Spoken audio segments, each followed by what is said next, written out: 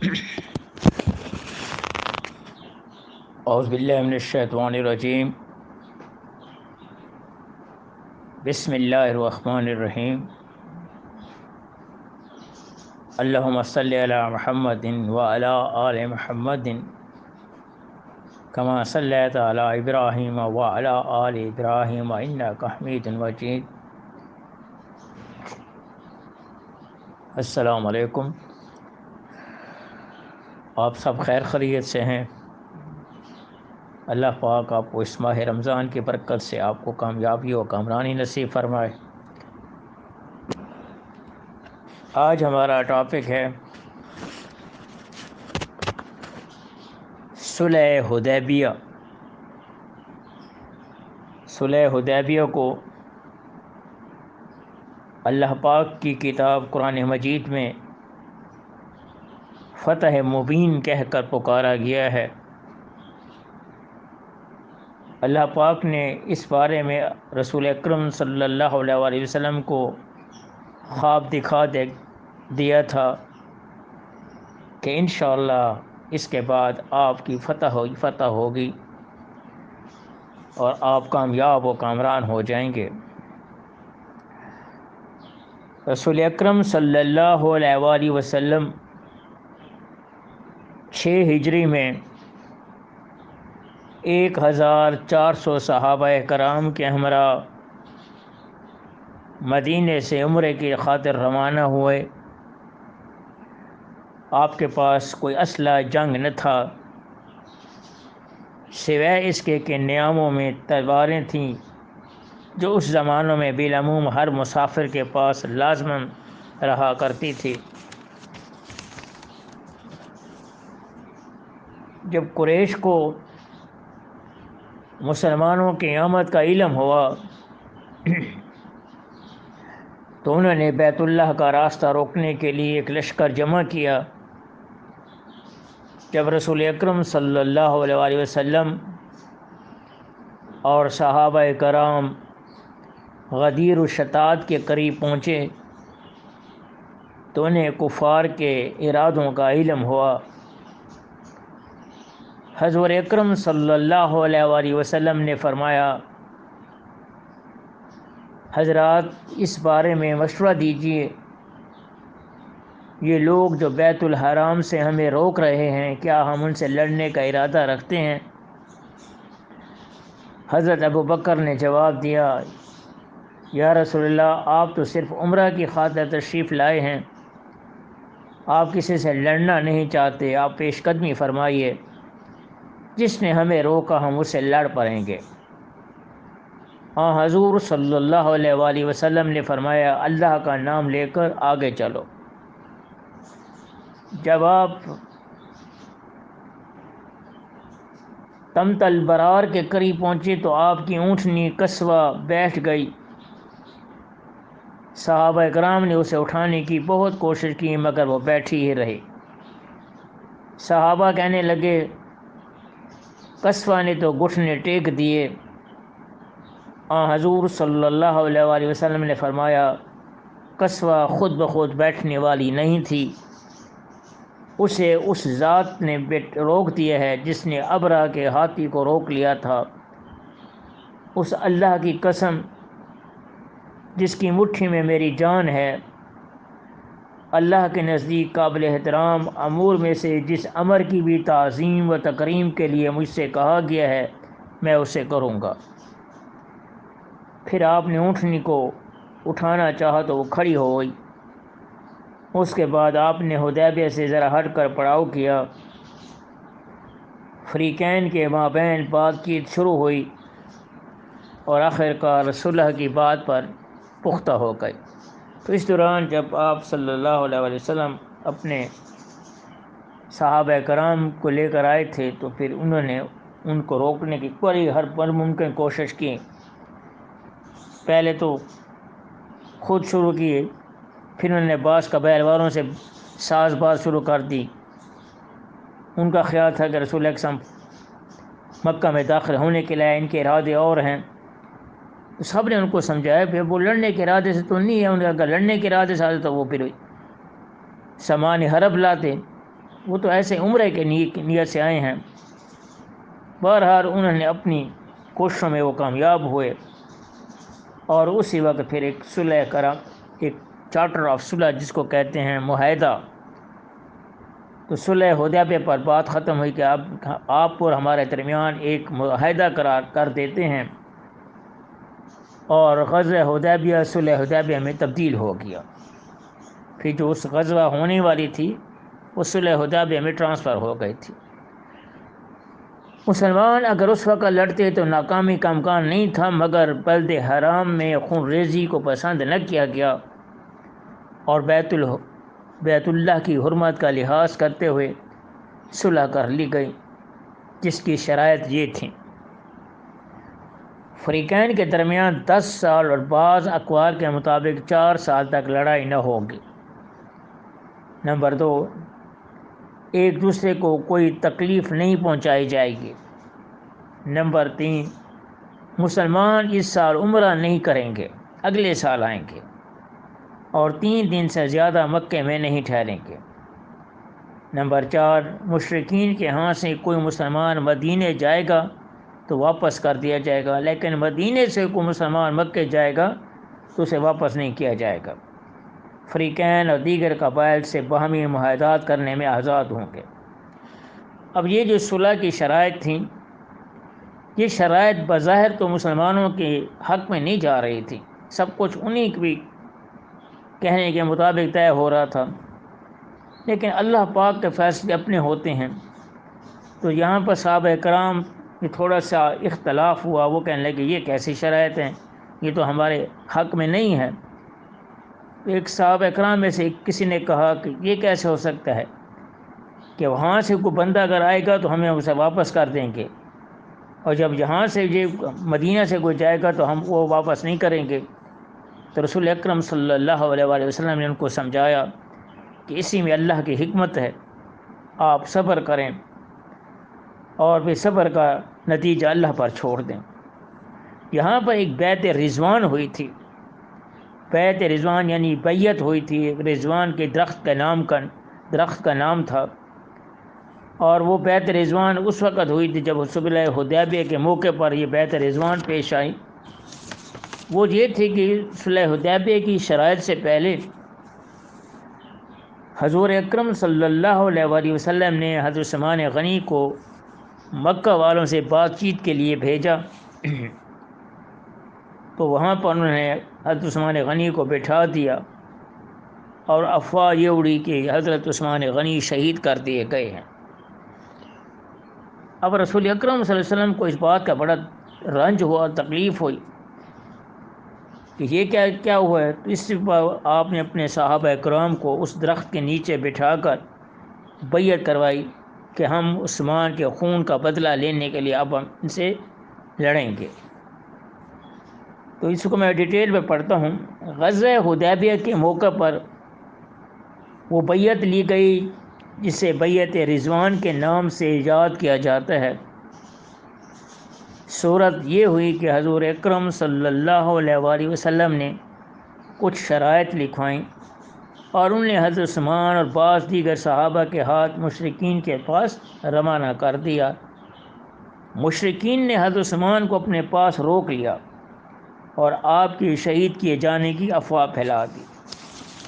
رسول اکرم صلی اللہ علیہ وآلہ وسلم نے ایک درخت کے نیچے صحابہ کرام سے حضرت عثمان کے خون کا بدلہ لینے کی خاطر مرنے کے عہد پر بیعت لی، اس لیے اس درخت کا نام اسی دن شجرۃ الرضوان اور بیعت رضوان پڑ گیا۔ جب قریش کو اس بیعت کا علم ہوا تو ڈر گئے، فوراً حضرت عثمان غنی اور آپ کے ساتھیوں کو چھوڑ دیا۔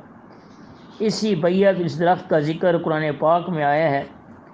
قرآن پاک میں آیا ہے وہ کہ اللہ پاک فرماتے ہیں یقیناً جو لوگ تم سے بیعت کر رہے تھے تو وہ اللہ سے کر رہے تھے، اور ان کے ہاتھ پر اللہ کا ہاتھ ہے۔ اور آگے اللہ پاک فرماتے ہیں راضی ہوگی اللہ مومنین سے جب کہ وہ بیعت کر رہے تھے تم سے درخت کے نیچے۔ اسی موقع پر سورہ فتح میں نازل ہوئی، جس کا ترجمہ یہ ہے انا فتحنا لک فتحا مبینا، ہم نے تیرے لیے فتح مبین کا دروازہ کھول دیا۔ وہی صلح حدیبیہ کے بارے میں جو نام رکھا گیا تھا فتح مبین، تو اس بارے میں اللہ پاک نے آیات میں یہ نازل کیا ہے، ہم نے تیرے لیے فتح مبین کا دروازہ کھول دیا۔ مسلمانوں کو پہلے تو صلح کی شرائط ناگوار گزری، لیکن اس سورہ کے نزول نے ان کو تسلی کر دی، اور وہ جان گئے یہ صلح فتح مکہ کا پیش خیمہ ہے، اور وہ وقت جلد آنے والا ہے جبکہ وہ مسجد حرام میں اطمینان کے ساتھ حلق اور قصر کرا کر، حج کے لیے بال کٹوا کر یا منڈوا کر وہ حج و عمرہ کریں گے، بے خوف کی حالت میں داخل ہوں گے۔ حضرت ابن عباس رضی اللہ تعالیٰ عنہ نے فرمایا، فتح یہی صلح حدیبیہ ہی تو ہے۔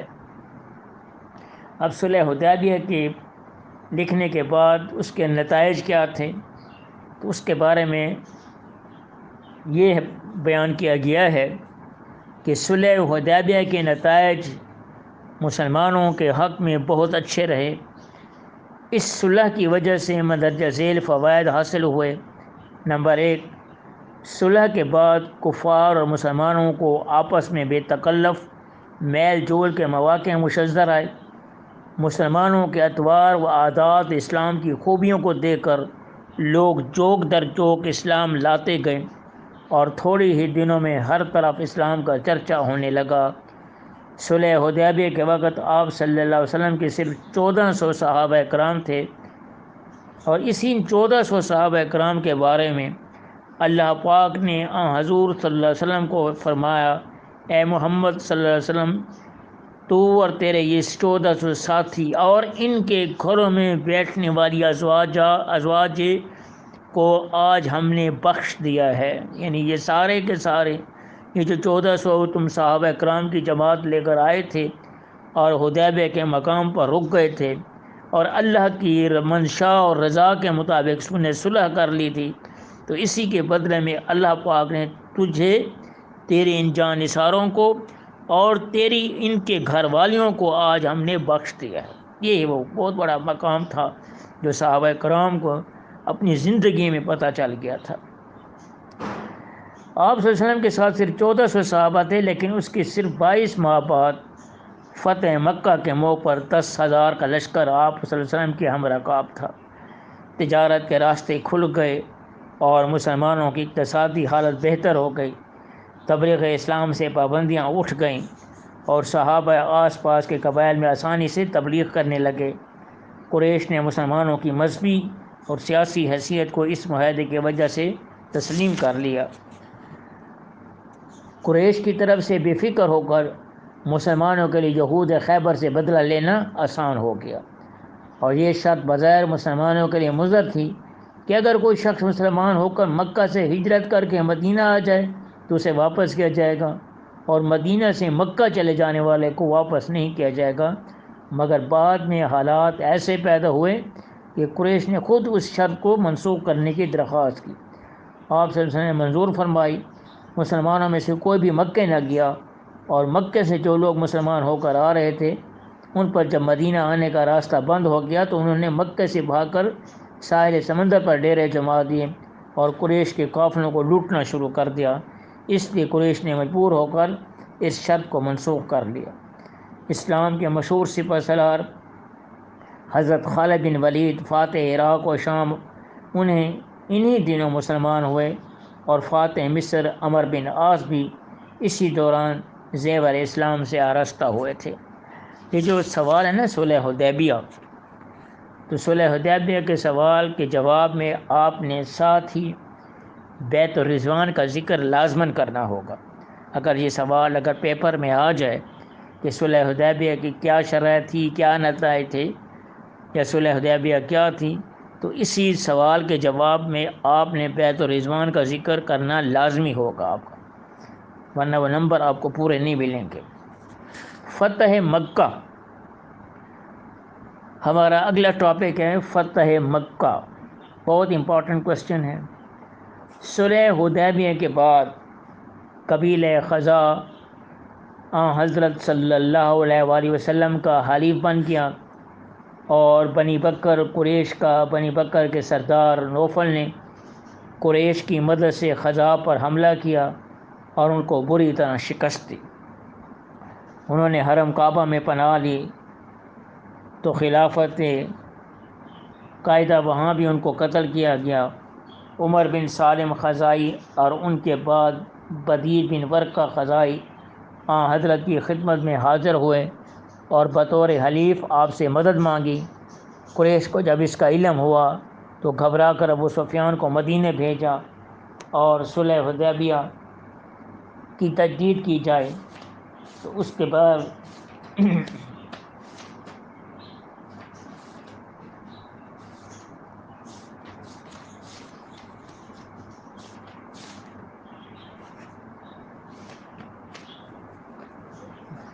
تجدید کی جائے، اور تو حضرت صلی اللہ علیہ وسلم اس درخواست کو قبول نہیں فرمایا۔ تو آپ کا ارادہ تھا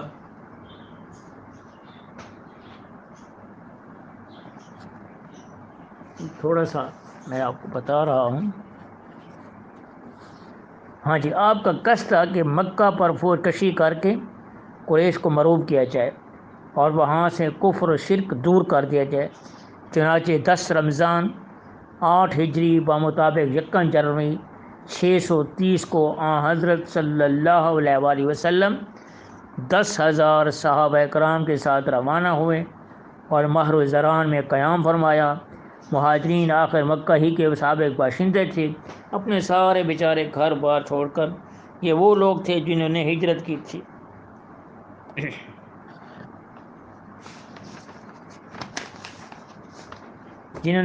کی تھی۔ اپنے گھروں کو، مکانوں کو، اپنے جائیدادوں کو، سب کو چھوڑ کر یہ نکل گئے تھے۔ آج اسی حالت میں یہ فاتح بن کر داخل ہو رہے ہیں۔ تو اس کے بعد قریش سے ان کے رشتے اب بھی قائم تھے۔ حضرت عباس نے بارگاہ رسالت میں حضرت ابو سفیان اور اہل مکہ کی سفارش کی۔ ان تمام امور کا لحاظ فرما کر حضرت صلی اللہ علیہ وآلہ وسلم نے مکہ میں داخل ہونے سے پہلے طے فرمایا کہ اگر مکہ والے مسلمانوں کی فوجوں کو نہ روکیں اور اپنی تلواریں نیام میں کر دیں، حرم کعبہ یا ابو سفیان کے گھر میں داخل ہو جائیں یا اپنے گھروں کے دروازے بند کر لیں تو ان سب کو امان مل جائے گی۔ یہ حضرت ابو سفیان اسی موقع پر مسلمان ہوئے تھے، لیکن مسلمان ہونے سے پہلے انہوں نے ایک شرط رکھی تھی کہ میری سرداری جو ہے، اس علاقے میں سردار تھا تو میری سرداری قائم دائم رہے، تو مجھے اس سلسلے میں کوئی ایسی میرے ساتھ کیا جائے کہ میری جو عزت ہے وہ برقرار رہے۔ اسی نسبت کے حوالے سے رسول اکرم صلی اللہ علیہ وسلم نے اعلان فرمایا کہ جو ابو سفیان جو حرم کعبہ کے اندر پناہ لے گا اس کو امان مل جائے گی، یعنی اس کو کچھ نہیں کہا جائے گا۔ مار و زران سے اسلامی لشکر قبیلہ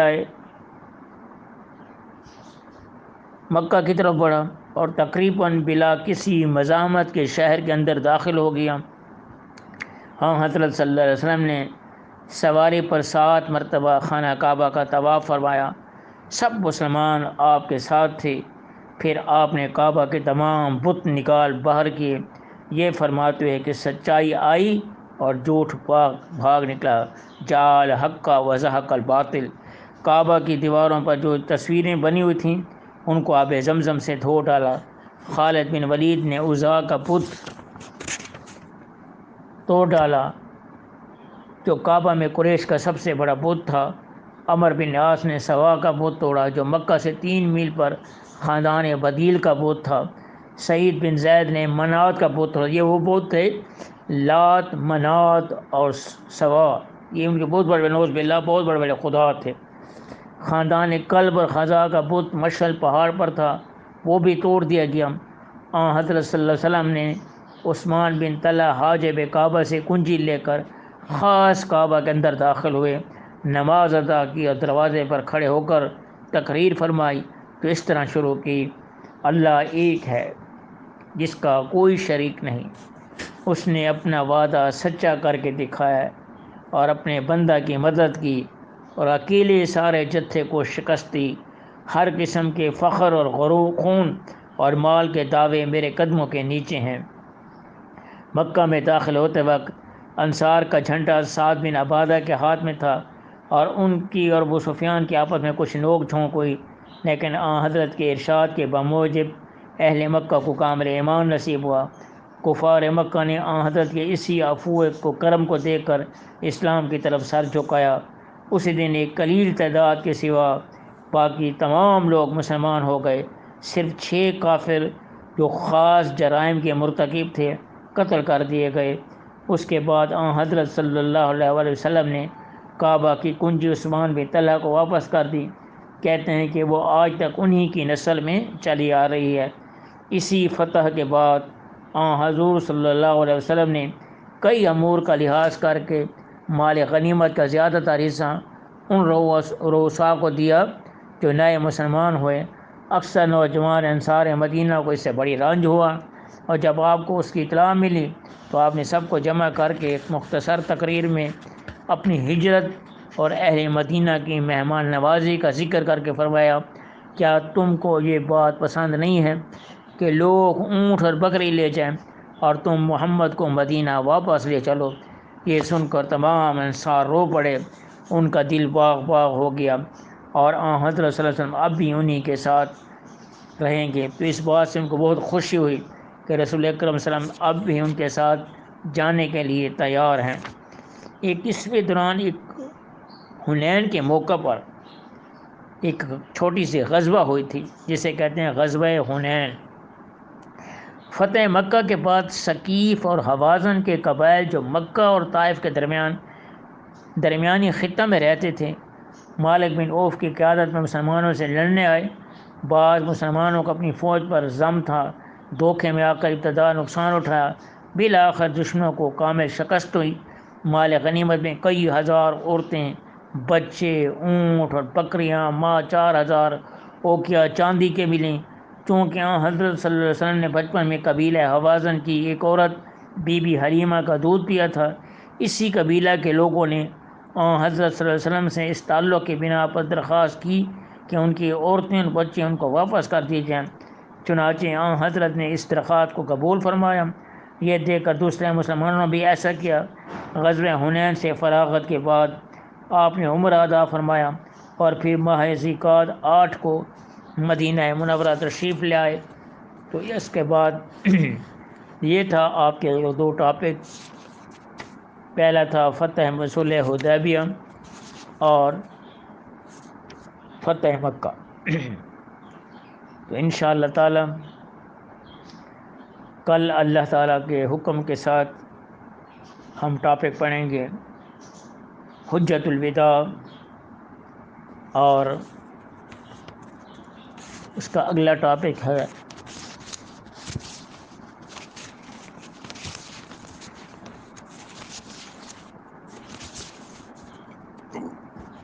اسلام کا اخلاقی اقدار اور تعمیر کردار۔ یہ بس چند ٹاپک رہ گئے ہیں آپ لوگوں کے، تو انشاءاللہ تعالی میں کوشش ہوگی کہ جلد از جلد ان کو ختم کر دیں۔ پھر آپ لوگ اپنے پیپر کی تیاری کریں۔ پیپر جب بھی ہوگا جیسے ہوگا آپ کو بتا دیا جائے گا، تو پیپر آپ کس ٹائم کیا طریقہ کار اختیار کرتے ہیں، جس طرح ہمیں ہدایات ملیں گی ہم آپ کو بتا دیں گے۔ وآخر دعوانا ان الحمد للہ رب العالمین۔